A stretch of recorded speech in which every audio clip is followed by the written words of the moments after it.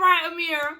What's up, y'all? It's your girl Sakina, and I'm back with another review. This is my review for Summer House. This is Summer House Martha's Vineyard, Season 1, Episode 3.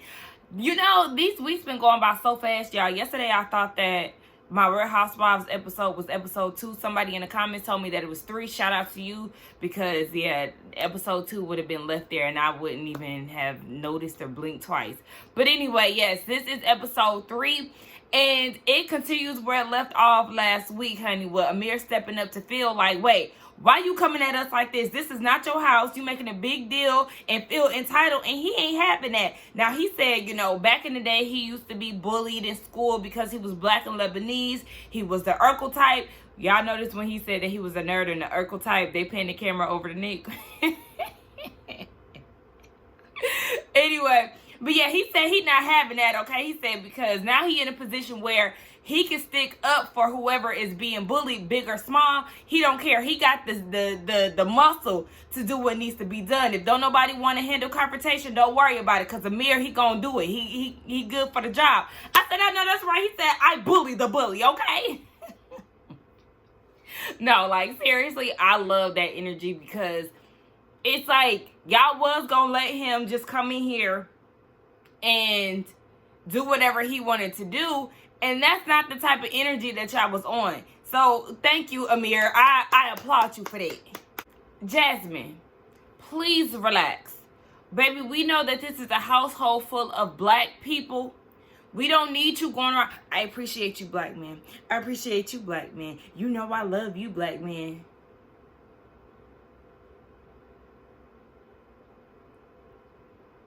Relax. We black. We get it. Wow. Okay. So they're having a house meeting, and everybody pretty much wants Phil out. But before they vote him out officially, Jordan has a conversation with him, because she said that she had spoke to him beforehand, I guess on the phone before they got to the house and all of that. And she feels like his energy would be much appreciated. I don't think so. So she's like, what's happening? He tells her that he took, you know, number 2 in Nick's bathroom, and she was like, okay, but why? Because Bria didn't give him a room, and, you know, he really should be cussing her out, and Milo. And she's like, what? Okay, what the dog got to do with this? Because he ran out the room earlier, and, you know, he had to go run after him. He gonna put $100 on the table to bet that if he let Milo out, Jordan wouldn't be able to catch him. She's like, what does this have to do with anything? What are you talking about? Then he goes and throws her a compliment. And then Shanice comes in the conversation, and she's like, what's going on? So Jordan's trying to get down to the bottom of it. She feels like Phil is being rude. Phil is like, how I just paid you a compliment. Jordan's like, oh my gosh, you just paid me a compliment. Oh my gosh, I was just so desperate for that. Thank you so much. So, you know, he basically is like, girl, you better calm down before I do a number 2 in your bathroom too. And that just sets her off. She goes off and was like, you're being so rude and blah, blah, blah, and I don't care. I will watch you. I was like, you gonna watch him? Is that supposed to be like a threat? Like, I don't understand. It escalated so quickly, and I was kind of looking at Jordan like,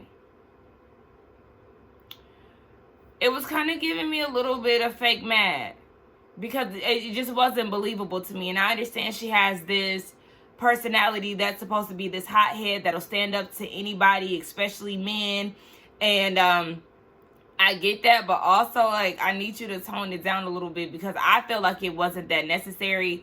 And then I also feel like, girl, be careful with, you know, that explosive behavior, because men like to off women and assault women when it comes down to rejection and disrespect these days. So, girl, these men is real sensitive. Girl, be careful, because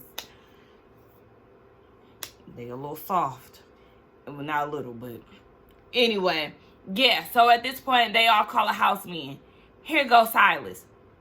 We're all gonna put this football in our hands. Kind of similar to Dr. Jackie with the lemon squeeze on Married to Medicine. Anybody who has the football, then you have the floor to talk. Nick was like, we could do this without the football. I would just feel more comfortable with it. Silas, sit your bald head down. Like, You and your wife, y'all really about to get on my nerves. So they have this meeting, right? I don't know why Mariah wasn't in it, but she wasn't. So she's in the kitchen having a conversation with Phil. Everybody votes Phil out. Then Bria is like, oh, so my friend has to go, but we're not having a conversation about how Mariah put her hands on me. You definitely putting 20 on 10. It's not like she bopped you upside your head. Yes, she shoved the clothes into your chest, but she was not trying to fight you. And Bria, I think that it's very manipulative for her to even go this route and try to get Mariah out. It's just the fact that you did not get your way. And you've been confrontational the entire time. You have been making threats about slapping people. Every altercation or every verbal altercation that you've gotten with somebody is followed up with how you will assault them. So it is kind of like, oh, wow. I really want Bree to leave. That's what I really want. You and your dog can get the hell on. Shake a bone and get the hell on, because I just can't. She's manipulative. She's inconsiderate. And just like I was telling my friend yesterday, not yesterday, but I was telling my friend about last week's episode. I said, Bria is that type of inconsiderate person that I don't know. I don't like inconsiderate people at all. But I said she tries to play with people. Like, let me bring my dog. What are they going to do? Tell me no? Because I said, even with the boyfriend situation, nobody just picks up and decides to come to the U.S. like an overnight type of situation. Like, oh, you know what? I think I'm going to fly to the States tomorrow. No, I feel like the plan was always for her boyfriend to come to the States. That's always something that you plan ahead for. You knew that you was going to be on this show. But instead of having that conversation before y'all got in the house, because it could have been done, you waited until y'all got to the house. And to me, I'm thinking, it's like, okay, well, I mean, I'm already in the house. What can they say? No? You did this twice already. So I feel like she's calculated. I don't trust her. I don't trust her. I don't like her. And I feel like Mariah should stay in the house and Bria should get the hell on, because she can't even have the decency to have a conversation with somebody before she enters the house on if she can bring her dog and if she can have her boyfriend stay for a week. And then the dog is causing all kind of chaos and confusion and you don't want to attend to him. Yeah, you should be the one leaving, not Mariah. So Phil is packing his bags and baby, he gotta go. So next in line is my girl Mariah. So at this point, Jasmine is feeling nauseous. She has to have this conversation with her friend, and she sits her down and lets her know that, yes, Bree brought you up in the midst of us trying to get Phil out the house, and they feel like, though I wasn't there for everything, they feel like you leaving the house is the best solution. And I really feel bad for Mariah, because she already is feeling bad about the moon mask thing. It was Jasmine talking about, I just feel so bad because the day before, you know, you had a beautiful ceremony with your moon mask. None of y'all wanted to participate, so save that. Anyway, yeah, I guess she's going to go home the next day, but I definitely agree with Mariah. Y'all had a conversation about me, but did not want to include me, and I feel like that's definitely unfair, and that was just another part of Bria being manipulative, and I don't understand why nobody wanted to give her the floor to speak for herself. Anyway, we have Preston and Shanice having a quick conversation, and she's like, oh my gosh, Amir, I want to F him. And then she goes and takes a shower. So there's a knock at the door while she's in the bathroom. She's like, who is it? And he's like, Amir. She's like, oh, come in. He walks away and was like, uh-oh. So he's going into the room with Preston. And she comes out topless. And was like, oh my gosh, do you not have a bathroom?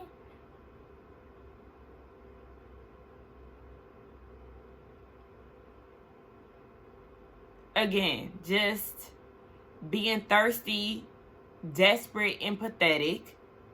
Relax. Because he's not picking up what you're trying to throw at him.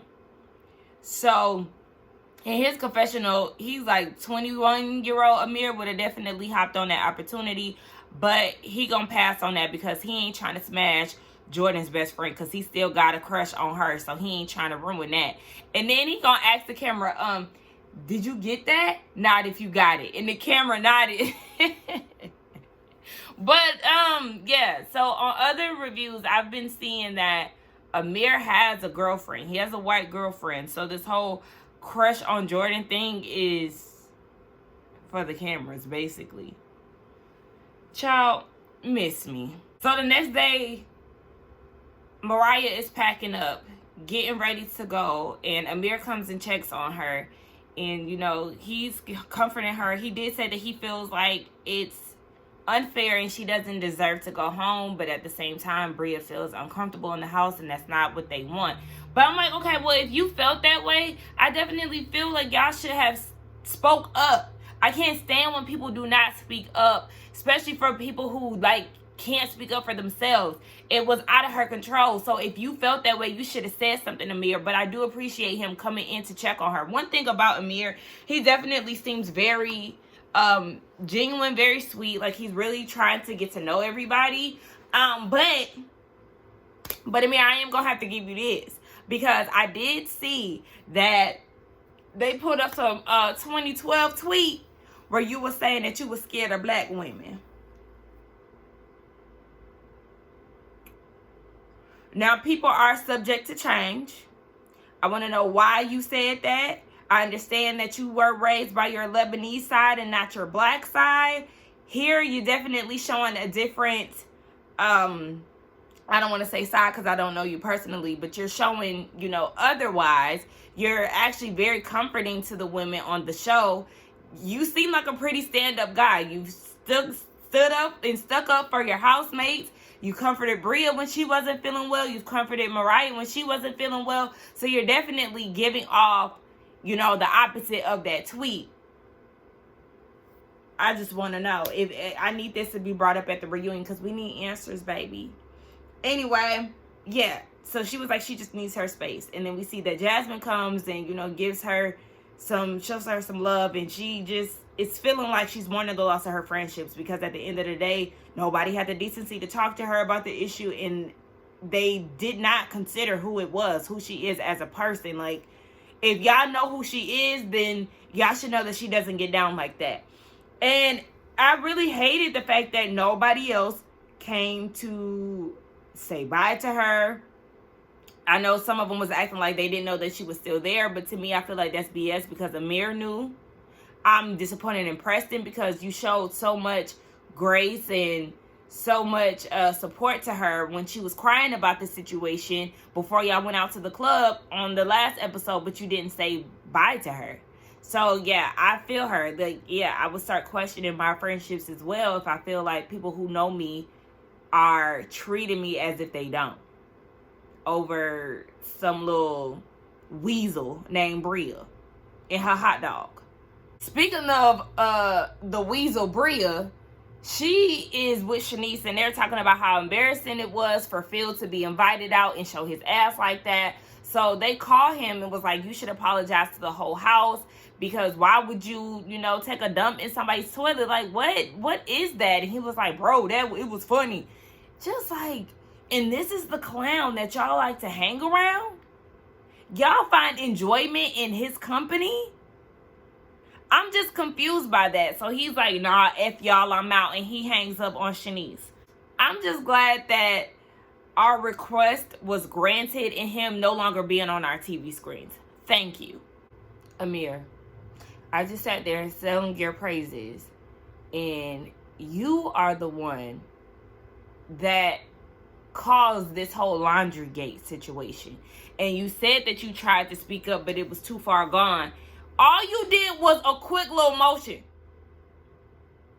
In the midst of arguing with somebody, who gonna be paying attention to you doing this? They could have just thought that you was trying to interject just to break the fight up or the argument up. Like, yeah, that's why that's why you went to Mariah's room, and that's why you saying in your confessional that she didn't deserve to go home. That's when you should have spoke up in the house meeting. Well, it was actually my fault. You waited until she left to say that?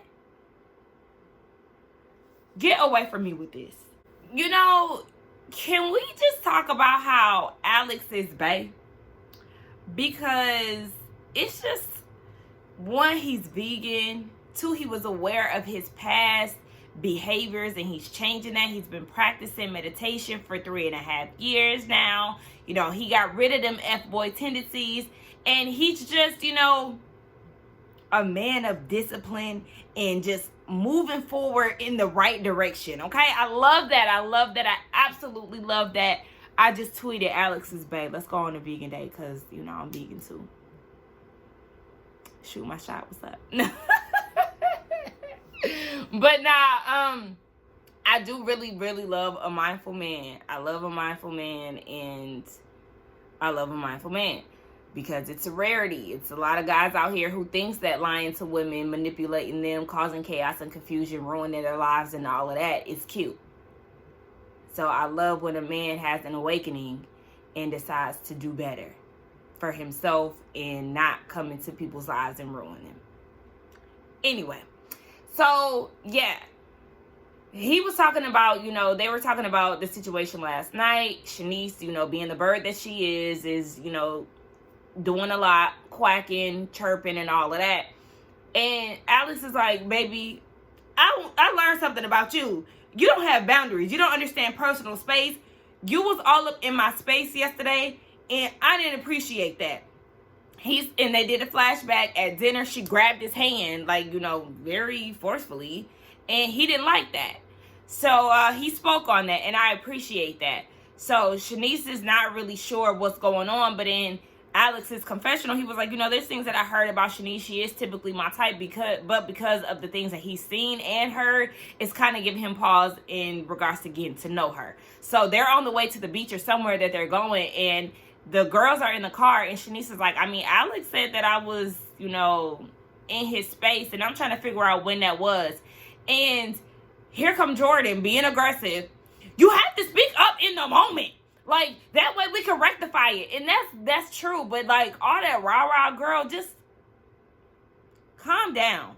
And I feel what she's saying. I don't know if she was saying Alex should have spoke up in the moment or Shanice should have spoke up in the moment, because Shanice doesn't really understand when she was in his space. And if you don't know, then, yeah, it is a time to speak on it right then and there. But as far as Alex, at the table, he said, back, give me 50 feet. He let you know, personal space, honey. It's just that you, I guess, I don't know if you just think that you cute and can just flirt with anybody and just be up in their space like that. Everybody isn't like that. So, yeah, he let you know what his boundary was right away. You just clearly were not picking up on that because you doing your own thing. So, in the car with the guys, they're talking about Shanice and how she tried to talk to Amir with a thong going with no top, and he was like, yeah, I'm not interested because I'm interested in Jordan. And Silas is like, okay, well, who else is interested in Jordan? Everybody. But you know, Alex was saying that he's more like a sapiosexual. He likes a, you know, intelligent woman, have a conversation, because they're talking about how they would shoot shots with each other, with other women. And Nick goes and says, well, you know, I look at Jordan, you know, we have a brother-sister relationship. Silas was like, so if she tried to throw it at you, you wouldn't catch it. But you was all in the DMs. And I was actually with Silas. It's like, okay, yes, you like to be this DM person, but when it comes down to the woman being in your face, you really ain't got no game. You ain't got no game in the DMs, and you don't really have much to say in person, because there's 2 women that are here that you were in their DMs and you didn't have anything to say. I don't know if you were using the fact that Shanice didn't have any makeup on as an excuse to not talk to her because she looks so different. And then with Jordan, she's just not stunning you like that. So it's like, I don't know. I mean, Jordan is attractive, don't get me wrong, but like personality-wise, I really haven't seen her be... her personality isn't giving me, okay, well, I could see why somebody would want to talk to her. She's just kind of been a little off-putting this whole time, like, you know, throughout these 3 episodes. So I don't really know what they necessarily see outside of the attraction or physical points. Anyway, then things got a little eerie, honey, because they're talking about Nick, how he shoots shots and how they never seen him do it. And then, his brother Alex is like, I feel like he's not being 100 with how he feels about Jordan. He feels like he's being intellectually dishonest. And I'm like, what's going on with Nick? I don't know, y'all. What y'all think going on? Because, I need to know what's happening. I know when I was watching Color Me Pink, shout out to her. I was watching her cast interview. There was somebody who was kind of like struggling. I don't want to say struggling with sexuality, but there was like something where they were like, I don't know if there was like some bisexual type of things going on. Somebody in the cast was giving that based on their description, but I can't remember who it was. Is it Nick or is it one of the new guys that's coming? I don't know. We gotta stay tuned. They're down at the beach. Alex and Nick are having a conversation. Nick is tired of Silas asking about, how he feels about Jordan and Shanice, because he feels like he just wants another couple to be with him and Jasmine. So at this point, Nick is getting annoyed. Okay, Nick, I get it, but like, okay, at the same time, because you were in both of their DMs, so it's like, it's only natural for people to ask you that, and it's not like a keep situation. Nobody keeps asking you anything. Anywho, I'm like, okay, he wants to spill the beans on Shanice. What is it? And speaking of Shanice, Bria is trying to get her to have a conversation with Alex, but she's not confrontational, so Bria is just trying to push Shanice in the right direction to get out, questions. But I was off. Like, I just don't like Shanice. I really don't. And I didn't like how she was saying, I'm glad that I'm not on Alex's team because I don't want to get in his personal space. See, you're acting as if that's an issue. And that's the problem, because you're not respecting his wishes. And because he's being direct about his boundaries, you now find a problem in that. Yeah. And I don't know how well you know him. So to be touching on people like that, everybody is not going to be with that, despite it being a pretty girl. Anyway, they're getting ready to play tug of war. They're picking teams. And I'm peeping where everybody is from. I said, okay, we got 2 Ohioans in the building. Preston and Alex are both from Ohio. Alex is from Cincinnati. Preston's from Dayton. I said, Bria, not you from Calabasas. Not you from the hills. Okay, girl. That's why you so damn snooty. And anyway, I said, Shanice, not you from South Dakota. What's that? And now this is where I'm confused and I'm questioning where everybody from, because last time I checked, Jasmine said that she is from St. Louis. Why is Jasmine's location Atlanta? Girl, you from Atlanta or St. Louis? Which one is it? Anyway, they play tug of war, and I'm confused at how Nick's team won, but the other team, Jordan's team, had Silas and Preston. Y'all just big for no reason. Baby, they end up tying it out. They played a series of games. They tied it out because it was some deliberation between Jordan and Nick. And Nick, clearly your team won the water challenge, but because you want to get in good with Jordan, yeah, you said it was a tie and it was an issue for everybody, because it's like, bro, you are definitely trying to get in good with Jordan. You obviously won the game, but whatever. So then Shanice tries to go and have this conversation with Alex. And she was like, well, I just want to know what was up with that personal space situation. Like, I just felt like, okay, well, now I don't want to talk to you. Like, don't know how to hold a conversation. I understand you don't like confrontation, but you're asking a question. Like, it's not y'all having an issue. It's just you asking the question, and let it be that. And Alex is just looking at her like, okay. And in his confessional, he said that an article was sent to him the day before about Shanice. She was basically being a crazy ex-girlfriend stalking her ex. And production was asking her, what's going on with this story? And we don't know. So she goes into the story. It's an up-and-coming actor who is her ex. I looked it up. I said, who is this man? Up-and-coming where? Y'all let me know if y'all recognize him in any, like, popular shows, movies, or whatever. I ain't talking about no BET Plus originals. I'm talking about real deals. So, yeah, I was just like, okay. And it was a toxic relationship. She said it lasted a year or whatever. So, I'm not necessarily going to pin that on her because, yeah, you know, sometimes when you're dealing with toxic situations, MF will put you through it and test your limits, and you know, get to calling him. He ain't answering the phone and all of that. 18 missed calls. That's not enough for me to feel like she stalked him. So, yeah, that's fine. Alex said that he really doesn't want something like that in his space. I wouldn't feel that way because of what an article said. I do feel like he's being unfair in that aspect. But if there's an energy that you simply just don't feel for her, then that's perfectly fine. But I wouldn't base it off of some shit that was on the Shade Room in the Breakfast Club. So what? They get back to the house. Everybody is cooking. We learned that Amir actually went to some culinary classes as a child because his mom just did not like the way that he was cooking and she wanted him to learn. I think that is absolutely amazing. I don't know how they taught you how to make mac and cheese back in culinary classes, but just like Preston said, baby, we don't do breadcrumbs. We black, okay? The crust is the cheese, baby. You put it on high broil, okay? And let that crust get crusted. That's how you get the crust.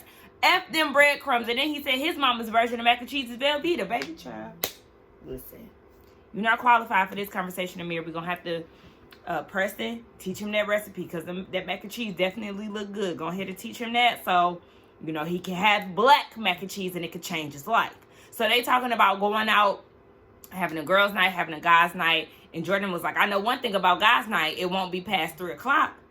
And Silas was like, I thought we was on good terms. I thought we got past that. She said, yeah. And I could still poke a little fun. I said, yeah, because, I mean, she ain't lying. You better bring your black ass in this house at 2, 3 o'clock in the morning, the same time that you want Jasmine in the house, the same time you need to be in the house. Bottom line. So then he was basically saying, or Jasmine was saying that, you know, they going to have free drinks by different dudes or whatever. And Silas doesn't like that, like, pay for your own drinks. Or how about you pay for her drinks if you don't want her to be getting drinks from somebody else? Like, I understand that it does give off a message that you are inviting this person into, you know, a conversation or whatever the case may be. Because a lot of times when guys buy drinks, they do have intention to spit game and try to talk to you. So I understand what he's saying. But if you do feel so strongly about her paying for her own drinks, then I want you to cough up the money. How about that? So I get what he's saying, but also it's like, husband, okay? How about you step into that? And he was like, you know, the way that she is with her friends is still new to him because they met during the pandemic, you know, with the quarantine and all of that. So they were in, you know, a love bubble. Word to Teresa. So it's a little new to him. Shanice is, you know, not making the situation better. Talking about this one right here. She get drunk. Like, child. I mean, but how she is with her friends is you're gonna have to get used to that because this is who she is. You just haven't really seen her in that element because you're just not really getting to see her around her friends. So take it or leave it. I do find it annoying that, you know, Shanice is like, I mean, Jasmine passed out at work. Like, you know, all this extra. And then it's also annoying watching Silas talk about, I didn't know about that. I didn't know about that. And what you gonna do? This was before you. So, I mean, why do you care? It's not that big of a deal. She don't even work there anymore. So, like, the whole power trip, the overprotectiveness, like, I can't stand when men do the most when it comes down to that. Like, shut up. You're exhausting me. They go to the room. Silas and Jasmine, they go to the room. The rest of them are having a conversation. They're not really sure if Silas really is getting upset about them getting drinks, and Preston is like, no, that's how he really is. Like, you know, we have two different relationship dynamics, but, you know, some women do like the overprotectiveness sometimes. Preston kind of looks at it like, I don't know. Amir is saying that, you know, down south, you treat women like a gentleman. You know, you speak up when things ain't going right, blah, blah, blah. And then you have Jasmine. She has her confessional, and she's like, you know, marriage is bittersweet, honey. It's just like, do you want to deal with this for decades and decades and decades? I mean, that's what you signed up for, but divorce is always an option. You can speak up. And Jordan is like, there's definitely, Jordan and Shanice said that there's been a shift in Jasmine's personality, and that Jordan feels like Silas is not aware of who Jasmine was pre-pandemic. Okay, we all lived different lives before the pandemic. Okay, and then if you meet somebody during that time, you damn sure getting a different version of them, prior to March 2020. So baby, you better get to know your wife. Jasmine, you better start living in your truth and stop acting like you this Stanford wife and, Betty Crocker and all of this prim and proper BS. Girl, if you was a city girl before you got married to him and it's still in you, just know that you can have both personalities. You can still be a wife and still be a fun girl when you're with your friends. Just, I guess you just can't get numbers and things. I don't know what y'all was doing when y'all was out. That's what I'm saying. Like, it's boundaries. But your husband is going to have to come to terms with that. It seems like you do want to be who you really are, but you trying to mold yourself into who you think Silas wants you to be. Get it together. Talking about relationships, we turn it over to Nick. Nick, what kind of girls you date? Actually, I got a girlfriend. Oh! You got a girlfriend, but you done slid in 3 of the women's DMs that are here in this house. Bree, Jordan, and Shanice. Whole time you had a girlfriend. I don't know how to feel about this. Do you really got a girlfriend or not? That's up in the air. I'm going to have to check his Instagram. Anyway, y'all, I feel like this review is long. Let's go ahead and get in comments to talk. Do not forget to like, comment, and subscribe to my channel. And I will see y'all in the next one. Bye.